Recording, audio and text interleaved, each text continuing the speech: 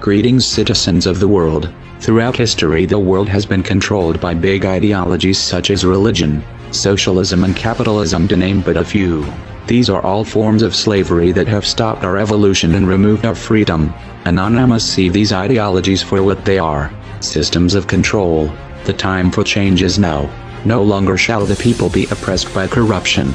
In case you are blissfully unaware of who we are, let me tell you this: we are not just a person. As people die, we are an idea, and ideas are immortal. We are justice, and justice cannot be silenced. We are the ones governed by no law. We are the ones who do not beg for justice to take its course. We are the ones your parents warned you about. We are the voice of the silent in the eyes of the blind. We are Anonymous.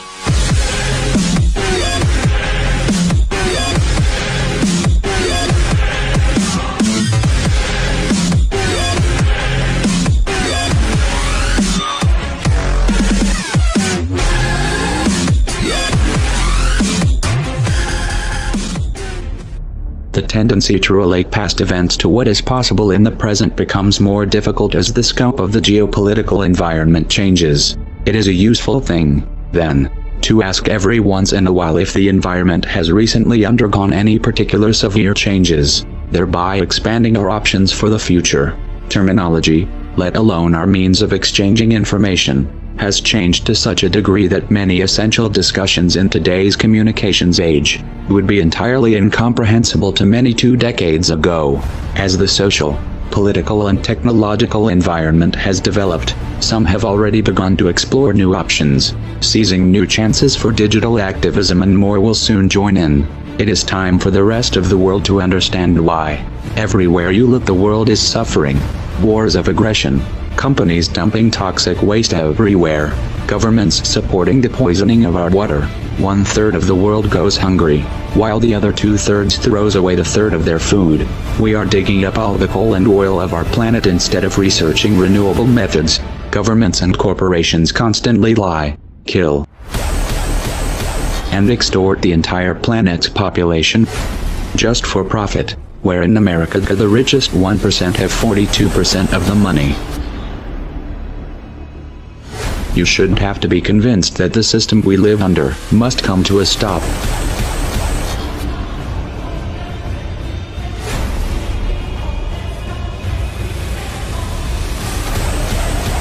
If you want to alter the course that we're on, there's only one way to do it. We need to wake up that public. Even the most powerful weapons of war are neutralized if you reach the mind of the man behind the trigger. How do we wake the masses, you asked? Don't wait for someone to answer that for you. Get creative. Act like your children's and grandchildren's futures depend on it. Because they do.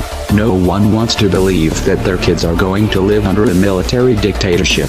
No one wants to see this coming. So most people put their head in the sand and do their best not to think about it. Those who don't always begin with one question: what can we do? The first thing you need to understand here is, our problem is psychological, not material. You have the means to take back your power, and you don't need a set of specific instructions. You don't need someone to hold your hand and explain your role. You don't need someone to give you permission. Are you going to push this out of your mind because it's uncomfortable? Or are you going to convert that discomfort into a driving force? No one can make that choice for you. I will tell you this much, Bo: if that thought itches in the minds of enough people, we will figure out a way to scratch it. And if that driven feeling is fully established in your heart, you will find a way to make it spread. The odds don't matter anymore. If you understand what we are facing, then you have a moral responsibility to do everything in your power to alter the course that we're on, regardless of the odds. It's only when you stop basing your involvement on the chance of success that success actually becomes possible. To strip the ill-gotten power of the financial elites and to bring these criminal cartels to justice will require nothing less than a revolution. The government is not going to save us. The government is completely infiltrated and corrupt to the core. Looking to them for help is completely arrogant.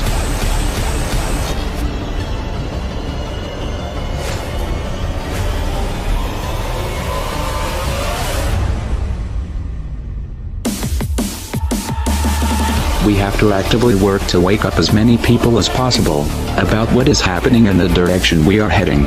All revolutions originate from a shift in the mindset of the population, and no other meaningful resistance is possible without it. When an idea hits critical mass, it begins to spread on its own and spreads to all levels of society. We need more people in this fight. We need more people speaking up, making videos, writing articles, getting this information onto the national and international stage. We are anonymous. We are legion. We do not forgive. We do not forget. Expect us.